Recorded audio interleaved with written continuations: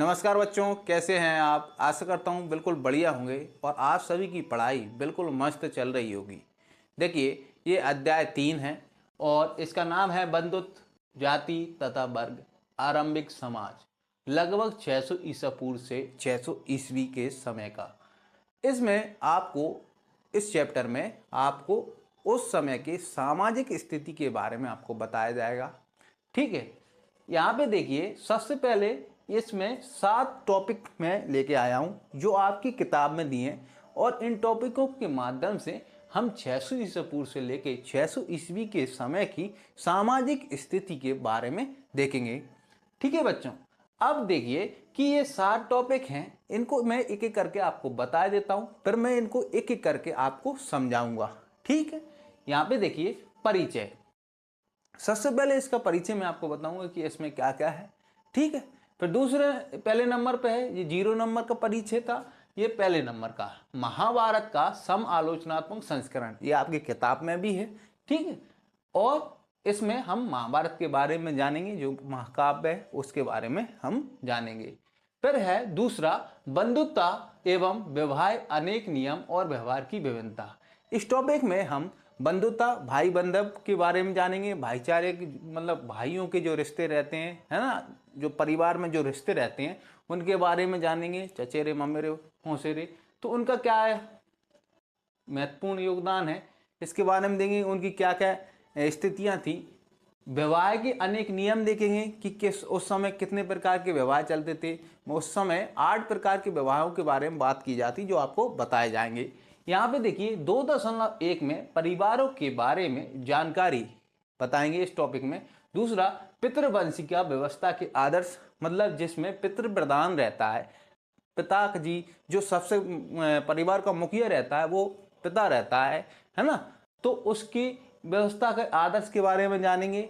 फिर विवाह के नियम देखेंगे, फिर स्त्री का गोत्र, क्या माताएं महत्वपूर्ण थी, इन सभी टॉपिकों को इसमें देखेंगे।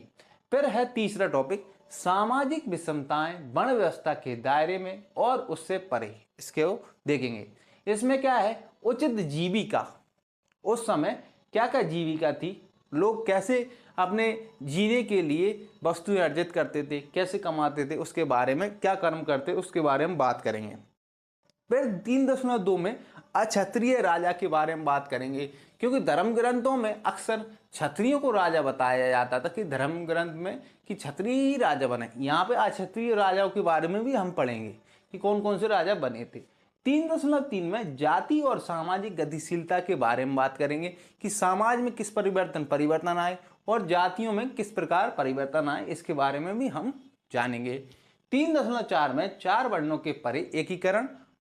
4 वर्ण आप जानते हैं, शूद्र, वैश्य, क्षत्रिय और ब्राह्मण, उन्हीं के बारे में देखेंगे। 4 वर्णों के परे एकीकरण, उससे इस व्यवस्था से बाहर क्या एकीकरण हुआ उसके बारे में देखेंगे।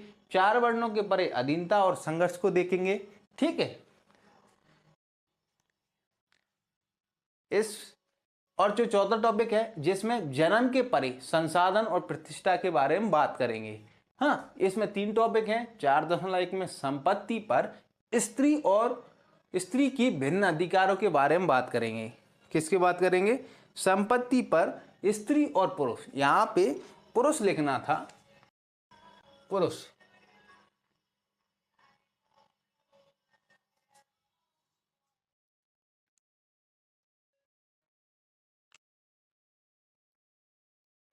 पुरुष, ठीक है। स्त्री पुरुष के विभिन्न भिन्न अधिकार, इनके बारे में देखेंगे कि उस समय जो स्त्रियां थी उनको क्या अधिकार था और जो पुरुष थे उनको क्या अधिकार था, इसके बारे में भी हम बात करेंगे।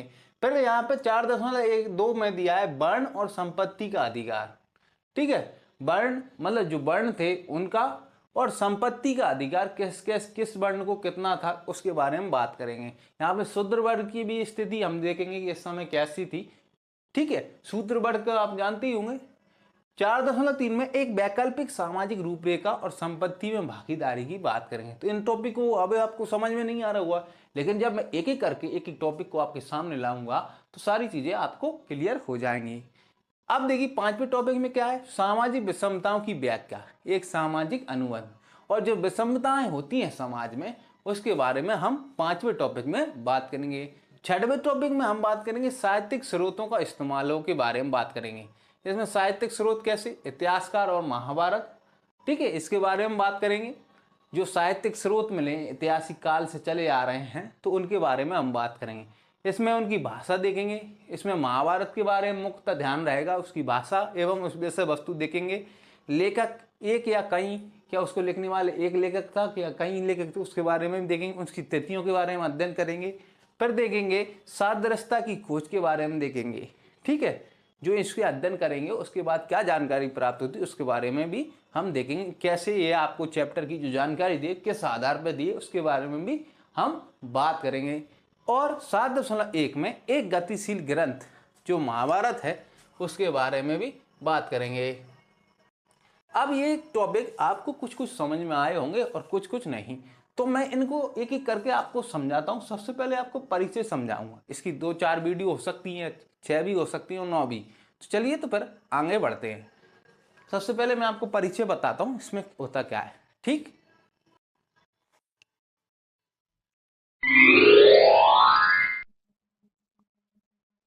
प्यारे बच्चों, अब हम परिचय के बारे में बात कर लेते हैं। देखिए, आपने दूसरे चैप्टर में राजनीतिक इतिहास के बारे में पढ़ा था 600 ईसा पूर्व से लेकर 600 ईस्वी के समय का। अब हम इस तीसरे चैप्टर का परिचय आपको बताएंगे। ये मैंने क्यों कहा, आगे देखिए कि आपने देखा था कि 600 ईसा पूर्व से 600 ईस्वी के समय जो भारतीय उपमहाद्वीप है उसमें आर्थिक परिवर्तन और राजनीतिक परिवर्तन हुए थे। और इन परिवर्तनों से क्या हुआ, समाज में भी कुछ परिवर्तन हुए हैं। क्या हुआ, समाज में भी कुछ परिवर्तन हुए हैं।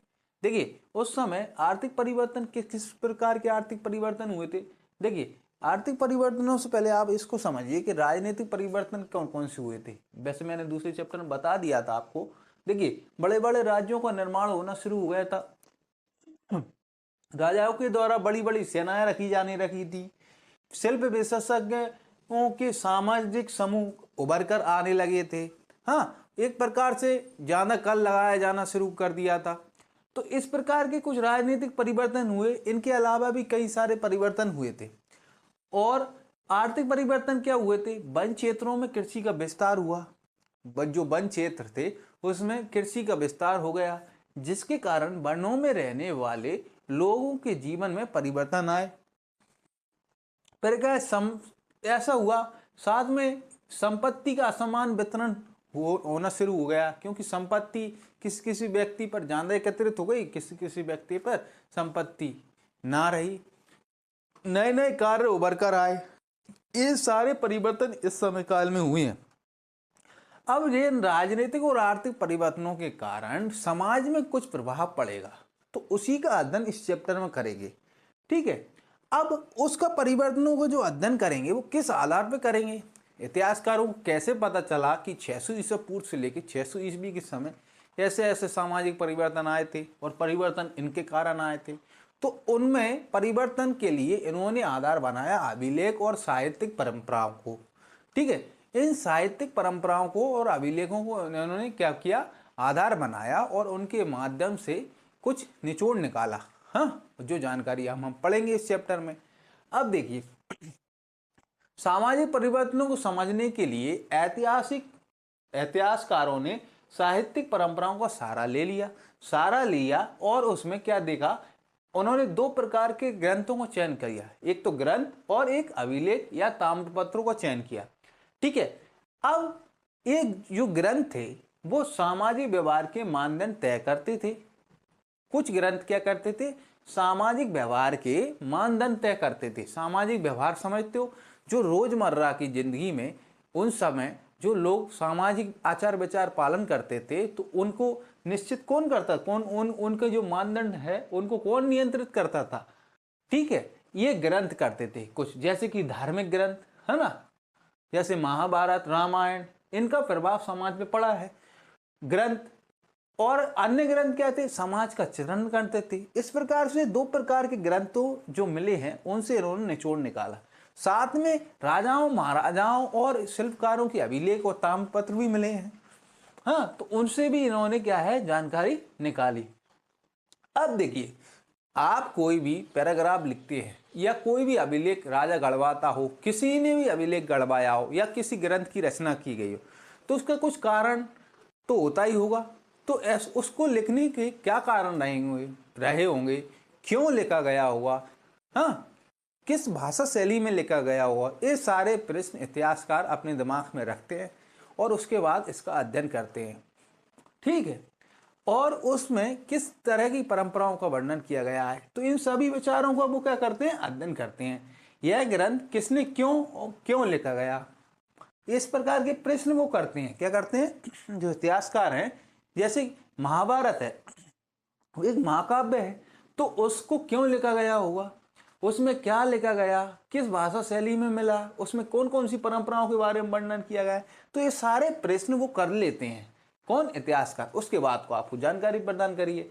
अब देखिए ये प्रश्न किस प्रकार करते हैं, यह ग्रंथ किसने, क्यों और क्या लिखा उसमें, ठीक है। और यह ग्रंथ अभिलेखों में किस भाषा, इस ग्रंथ या अभिलेख में किस भाषा का प्रयोग किया गया है, किस स्थान पर प्राप्त हुआ है, किसने इसको लिखाया है, इसका प्रसार जो कोई ग्रंथ है उसका सारे उपमहाद्वीप में कैसे हो गया, तो इन सब बातों का ध्यान रखते हैं। ठीक है, और उससे ये निचोड़ निकालते हैं कि सामाजिक परिवर्तन और समाज में जो परिवर्तन हुए वो कैसे हुए हैं। ठीक है, तो इतना आपको समझ में आया कि आर्थिक और राजनीतिक परिवर्तन हुए थे, उनका प्रभाव समाज पे पड़ा, और समाज में परिवर्तनों का अध्ययन करने के लिए इन्होंने किसको चुना, अभिलेख और इतिहास, अभिलेख और साहित्यिक परंपराओं को चुना। अब इस पूरे चैप्टर में सबसे ज्यादा साहित्यिक परंपरा में किसको चुना है, महाभारत के ग्रंथ को। क्यों चुना, क्योंकि जो महाभारत है वो 500 ईसा पूर्व की घटना से पहले की, 500 ईसा पूर्व के समय की पहले की घटना है, और इसमें 500 ईसा पूर्व से इसको लिखना शुरू किया गया है। इसको वर्तमान तक अभी इसमें कम से कम 1 लाख, हाँ 1 लाख से भी अधिक श्लोक हो गए हैं। वर्तमान में 1 लाख से अधिक श्लोक इसमें शामिल कर लिए गए हैं। और जो महाभारत है वो क्या है, महाभारत एक भारतीय उपमहाद्वीप में 2 परिवारों की लड़ाई है। किन 2 परिवारों की, तो पांडव और कौरव। पांडव 5 थे और कौरव थे 100।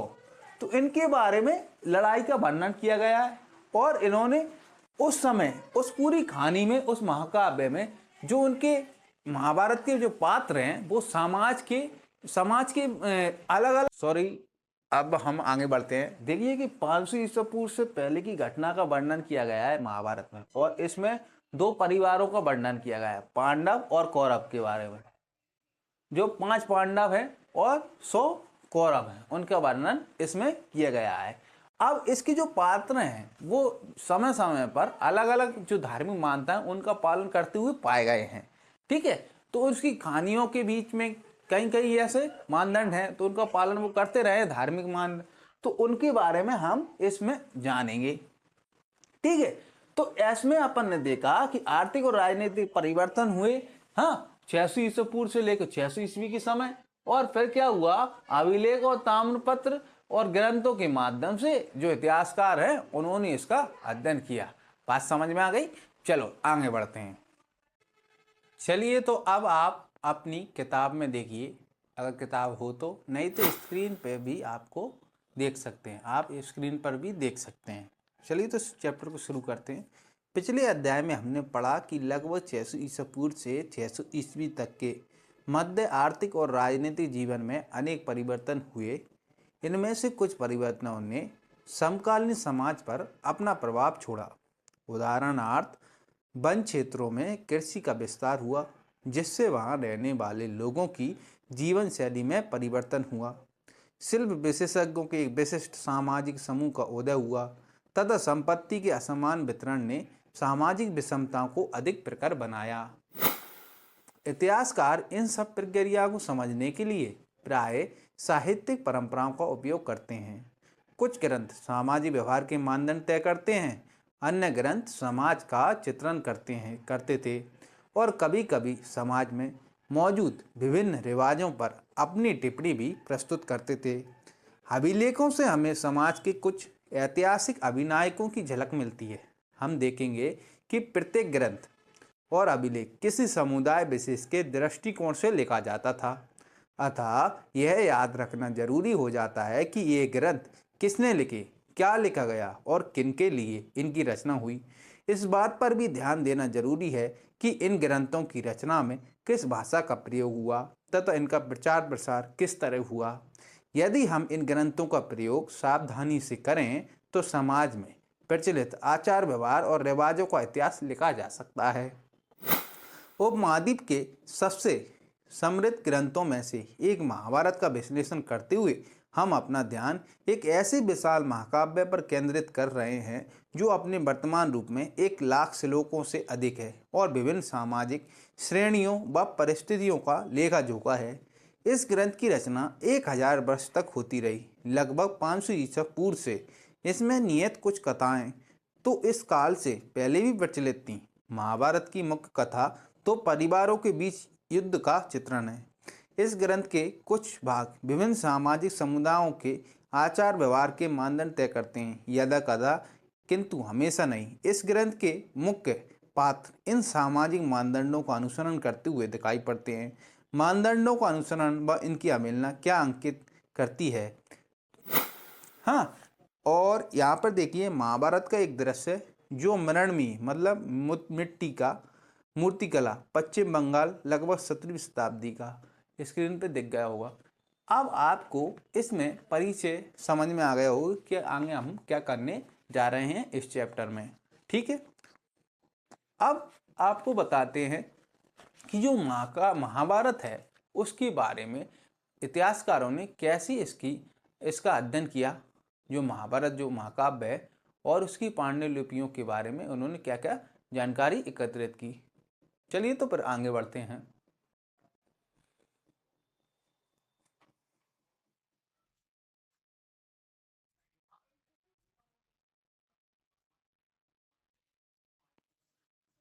अब आपका जो पहला टॉपिक है उसके बारे में बात करते हैं। जो आपकी पहली हेडिंग दी है महाभारत का समलोचनात्मक ग्रंथ। देखिए कि एक ग्रंथ परियोजना पर कई विद्वानों ने काम किया और इसका नाम था महाभारत का समलोचनात्मक ग्रंथ। इसमें क्या हुआ, इस महाभारत की जो पांडुलिपियाँ अलग अलग देश के अलग अलग क्षेत्रों से मिली है उनका संकलन किया गया। हाँ, इस परियोजना में और कुछ निष्कर्ष निकाले गए इसके माध्यम से। देखिए इसके माध्यम से समझते हैं कि क्या होता है। महाभारत का जो समलोचनात्मक ग्रंथ की जो हेडिंग आपने दी है इसमें हुआ क्या है कि सन 1919 में एक विद्वान थे B.S. सुखतांकर।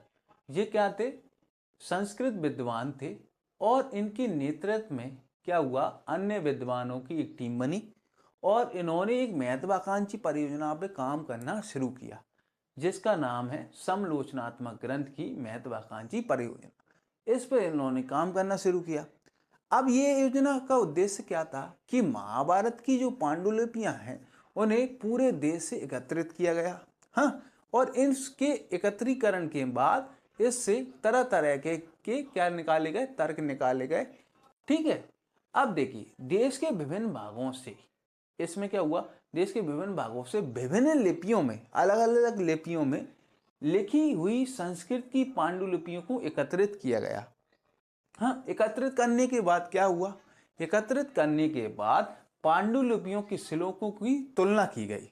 ठीक है, इनमें से उन पांडुलिपियों को अलग कर लिया गया जो एक समान, जिनके श्लोक एक समान अर्थ देते थे, एक समान बातें कहते थे, उनको अलग कर लिया। हाँ, और उनको अलग करके 13,000 पृष्ठों में प्रकाशन किया गया। ठीक, और दूसरा जो श्लोक क्षेत्रीय प्रभेदों मतलब क्षेत्रीय आचार विचार मान्यताओं के कारण उसमें कुछ खानियां ऐड हो गई थी महाभारत में, तो उनको अलग कर लिया गया। उन प्रभेदों को, क्षेत्रीय प्रभेदों को 13,000 पृष्ठों की पद टिप्पणियों का संकलन किया गया अलग से। अब आप सोच रहे होंगे ये कर क्यों रहे हैं। देखिए, क्योंकि आपको इतिहास की समझ विकसित करनी है। किनको, इतिहासकारों को, और वही आपको बतानी है। लेकिन अगर उसमें तरह तरह की जानकारी में पुख्ता कारण ना मिले तो वो सही इतिहास कैसे हो सकता है। इसलिए इन्होंने पहले अध्ययन किया और महाभारत आपका सबसे पुराना ग्रंथ है, हाँ, महाकाव्य है। तो उसमें से क्या उससे जो जानकारी मिलेगी उनको शामिल किया गया है। अब महाकाव्य में लड़ाई के अलावा बहुत सारी चीज़ें हैं। कैसी? वहाँ पर जैसे भीम है, एक राक्षसी से विवाह करते हैं, हाँ, द्रौपदी, हाँ, उसके 5 पति हैं। तो इन सब से उस समय की समाज की, इस कहानियों से क्या समाज की मान्यताओं के बारे में पता चलता है। श्री कृष्ण अपने बड़ों से कैसे मिलते हैं, ये सारी बातें उसमें लिखी हुई है महाभारत में।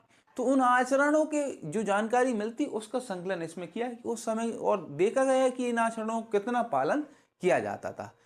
इसमें मुख्यतः जो महाभारत को शामिल किया है और महाभारत के अलावा कोई और अन्य ग्रंथों को भी शामिल किया है जो उस समय की स्थिति, सामाजिक स्थिति के बारे में बताते थे, और उनका क्या किया, एक प्रकार से वैज्ञानिक आधार पर अध्ययन किया गया है। ठीक, अब देखो, आप जब जो महाभारत है वो कब घटी थी? 500 ईसा पूर्व से पहले की घटना है, हाँ। उसकी घटना समय अंतराल में जैसे धीरे धीरे बढ़ेगी तो उसमें कई सारे परिवर्तन हो जाएंगे। देखो, इस बात को ऐसे समझिए कि मान लो आपकी महाभारत 500 ईसा पूर्व से पहले की घटना है, ठीक है, और इस 500 ईसा पूर्व से पहले वो घटी, हाँ, और यहां से इस बिंदु से वो, यहां से एक कहानी लोगों में फैलना शुरू हुई। कैसे हुई? अब ये घटना यहाँ पे घटी, अब 500 ईसा पूर्व से और आगे बढ़ी, 1 ईस्वी तक पहुंची। अब इस समय अंतराल में ये क्या है, एक दूसरे से मौखिक प्रेषण के माध्यम से एक दूसरे के पास पहुंची ये कथा, ठीक है। उस समय एक दूसरे को कही गई, हाँ, या किसी जैसे भूर्ज पत्र वगैरह पर लिखी भी गई होगी। तो इस प्रकार ये यहाँ से लेके यहाँ से ट्रैवल हुई।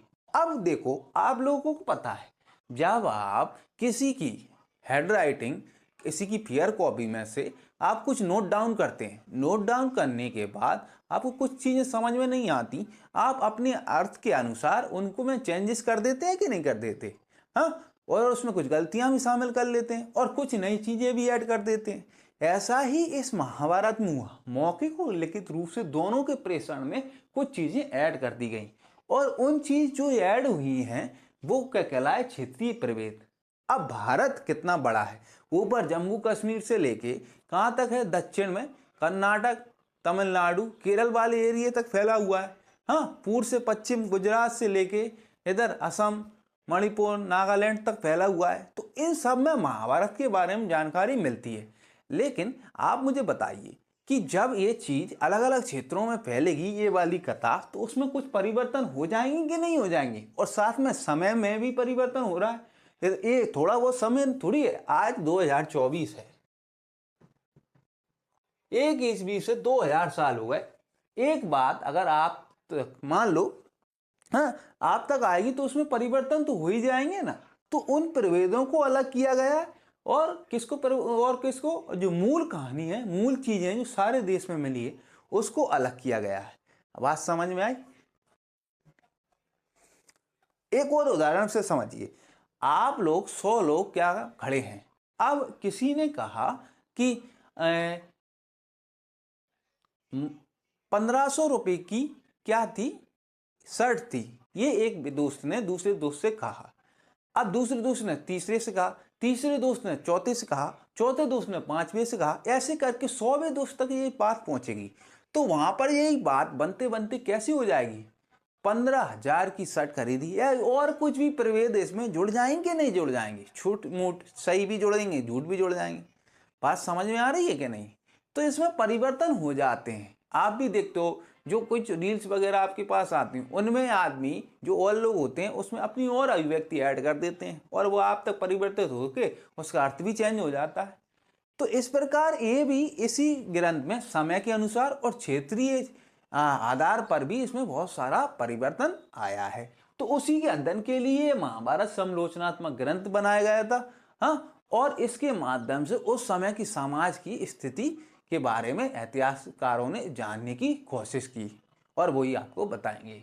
अब क्या हुआ, देखो, अब इन्होंने क्या किया, एक समान श्लोकों को चयन करके उनके 13,000 पृष्ठों में वो कर लिया, प्रकाशन किया और क्षेत्रीय परिवेदों का चयन क्या किया, 13,000 पृष्ठों में पद टिप्पणियों जो इन पर जो विद्वान थे उन्होंने जो पद टिप्पणी करी होगी उसको भी इन्होंने अलग कर लिया। बात समझ में आई। अब जो क्षेत्रीय प्रवेद हैं, ये क्षेत्रीय प्रवेद, अब मान लो ये कहानी है कहाँ की, महाकाव्य जो कहानी वहां से निकली हुई, जो घटना की बात जो घटी होगी, तो ये वाली कहानी कहाँ पहुंची, वहां से। वैसे तो ये दिल्ली वाले क्षेत्र की कहानी है ना, और ये तमिलनाडु तक पहुंचेगी, तो इसमें क्षेत्रीय प्रभेद अलग अलग नहीं हो जाएंगे।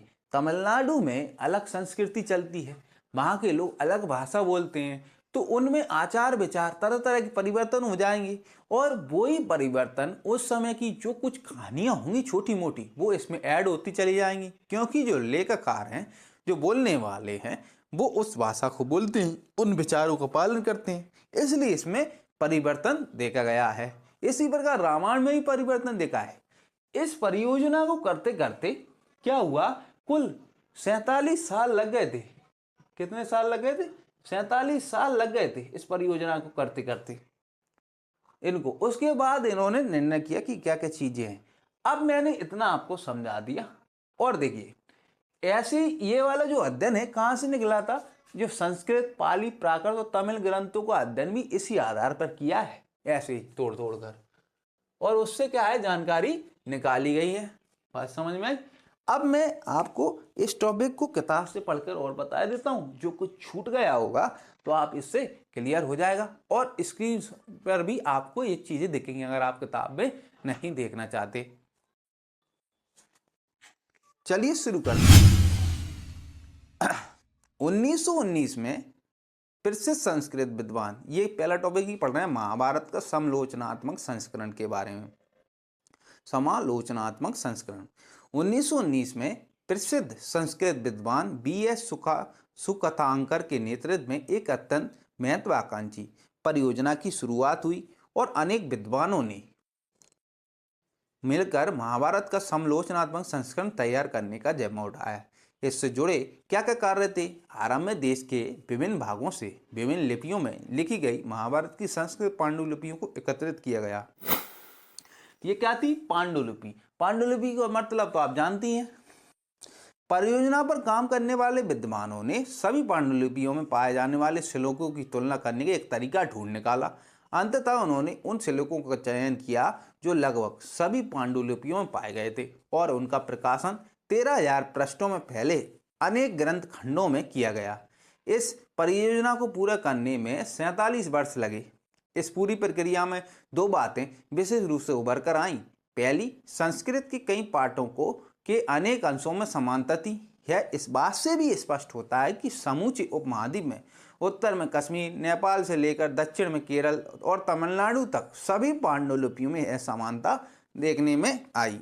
दूसरी बात जो स्पष्ट हुई वह यह थी कि कुछ शताब्दियों के दौरान हुए महाभारत के प्रेषण में, प्रेषण मतलब एक से दूसरे में, एक व्यक्ति से दूसरे तक पहुंचना, प्रेषण में अनेक क्षेत्रीय प्रभेद भी उभर कर सामने आए। ठीक है, इन प्रभेदों का संकलन मुख्य पाठ की पद टिप्पणियों और परिशिष्टों के रूप में किया गया, और 13,000 पृष्ठों में से आधे से भी अधिक इन प्रभेदों का ब्यौरा देते हैं। इस प्रकार आपने ये भी चीज समझ ली। एक तरह से देखा जाए तो ये प्रभेद उन गूढ़ प्रक्रियाओं के द्योतक हैं जिन्होंने प्रभावशाली परंपराओं और लचीले स्थानीय विचारों और आचरण के बीच संवाद कायम करके, संवाद में बातचीत करके या उन विचारों को आपस में शामिल करके सामाजिक इतिहासों के रूप में दिया था। यह संवाद द्वैध और मत एक के दोनों को चित्रित करते। द्वैध मतलब दो मत हों, और मत एक के मतलब एक ही समान, दोनों का मत एक हो जाए। इन सभी प्रक्रियाओं के बारे में हमारी समझ मुख्यतः उन ग्रंथों पर आधारित है जो संस्कृत में ब्राह्मणों द्वारा उनके लिए लिखे गए। 19वीं और 20वीं शताब्दी में इतिहासकारों ने पहली बार सामाजिक इतिहास के मुद्दों का अनुशीलन करते हुए इन ग्रंथों को सतही तौर पर समझा। उनका विश्वास था कि इन ग्रंथों में जो कुछ भी लिखा गया है वास्तव में उसी तरह से व्यवहार में लाया जाता हुआ, ये ऐसा सोचते थे विद्वान। लेकिन कालांतर में विद्वानों ने पाली, प्राकृत और तमिल ग्रंथों के माध्यम से उन परंपराओं को अध्ययन किया। अन्य परंपराओं को अध्ययन किया। इन अध्ययनों से यह स्पष्ट हुआ कि आदर्श मूलक संस्कृत ग्रंथ आमतौर से आधिकारिक माने जाते थे, किंतु इन आदर्शों का प्रश्नवाचक दृष्टि से भी देखा जाता था। क्यों देखा जाता? क्योंकि इनका प्रयोग कहीं पे होता था और कहीं पे नहीं। क्योंकि जो आचरण थे वो कहीं ऐसा नहीं था कि सभी लोग इसका पालन कर रहे हैं, कहीं पर होते थे कहीं पर नहीं होते थे, तो यदाकदा इनकी अवहेलना भी हो जाती थी। जब हम इतिहासकारों द्वारा सामाजिक इतिहास के पुनर्निर्माण की व्याख्या करते हैं तब हमें इस बात को ध्यान में रखना होगा। ये आपका हो गया। अब स्क्रीन पर देखिए, इतना आपको समझ में आ गया, इस चीज़ को ही मैंने बता दिया कि कैसा सिस्टम है। और अब आगे देखिए कि यहाँ पे आपको एक चित्र दिख रहा होगा स्क्रीन पर। यह समालोचनात्मक संस्करण का 3.2 चित्र है। समालोचनात्मक संस्करण की एक पृष्ठ का अंश बड़े मोटे अक्षरों में प्रकाशित अंश मुख्य पाठ का हिस्सा है। छोटा मुद्रण विभिन्न पांडुलिपियों में पाए गए पाठभेदों को दर्शाता है, जिन्हें ध्यानपूर्वक तालिकाबद्ध किया गया था। तो इस प्रकार से अब आप जो आचार विचार पढ़ेंगे सामाजिक, वो इसी से निकलेंगे, ठीक है। और ऐसे ही अन्य ग्रंथों का भी अध्ययन किया गया है। तो आपको इतनी बात समझ में आ गई। चलिए